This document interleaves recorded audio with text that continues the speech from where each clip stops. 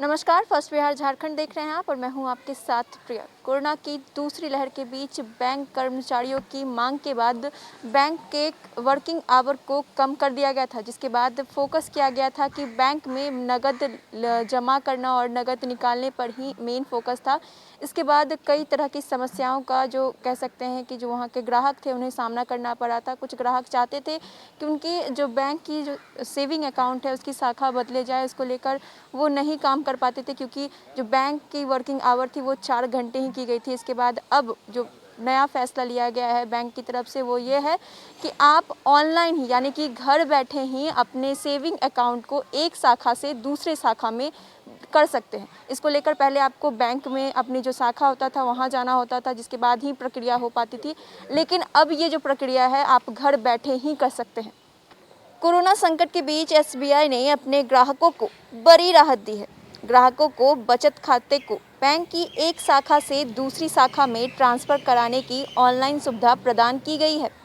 इससे ग्राहकों को ब्रांच जाने की ज़रूरत ही नहीं पड़ेगी। घर बैठे ऑनलाइन ही ब्रांच टू ब्रांच ट्रांसफ़र करा सकते हैं। दरअसल यह काम पहले भी होता था, मगर बिना ब्रांच गए मुमकिन नहीं था।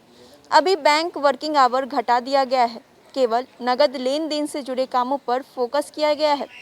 ऑनलाइन एसबीआई के अलावा कोई ग्राहक चाहे तो योनो एसबीआई व YONO light banking mobile application के जरिए भी खाते को ट्रांसफ़र कर सकता है। इसके लिए ध्यान देना यह है कि ऑनलाइन प्रक्रिया तभी पूरी होगी जब मोबाइल नंबर आपका रजिस्टर्ड होगा। जिन खाता धारकों को केवाईसी में दिक्कत आ रही है और इसके चलते उनके खाते 31 मई तक फ्रीज होने की आशंका बनी है, उन्हें भी बैंक ने राहत दी है। वह अब डाक या मेल के जरिए केवाईसी दस्तावेज जमा करा सकते हैं।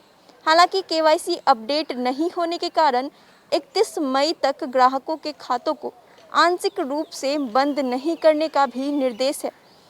अगर हम बात करें कि किन तरीकों से यानी कि किस तरीके से ऑनलाइन ट्रांसफ़र हो सकता है आपका जो सेविंग अकाउंट है, तो आपको उसके लिए एसबीआई की आधिकारिक वेबसाइट जो कि www.onlinesbi.com पर लॉगिन करना होगा।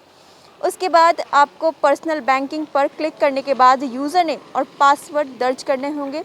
इसके बाद आपको फॉलोअप करते हुए टॉप मेन्यू में लिखे ई सर्विसेज पर क्लिक करेंगे।